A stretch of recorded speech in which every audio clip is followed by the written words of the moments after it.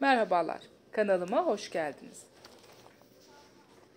Yaz-kış mevsimlerinde en sevilen hobilerin başında örgü gelmektedir. Örgü bilmeyen hanımlar örgü desenlerine bakarak örgü örmeyi öğrenmektedir. Salaş, rahat, uzun ve sıcak tutan hırka veya kazaklar veya yelekler bu sene olan trendler arasında yerini almakta. Genellikle bahar ve kış aylarında yelek örgüsü yapımı çokça tercih edilmektedir. Yelek örgüsü yapımı sadece büyükler için değil, bebekler için de çok fazla ilgi görmekte.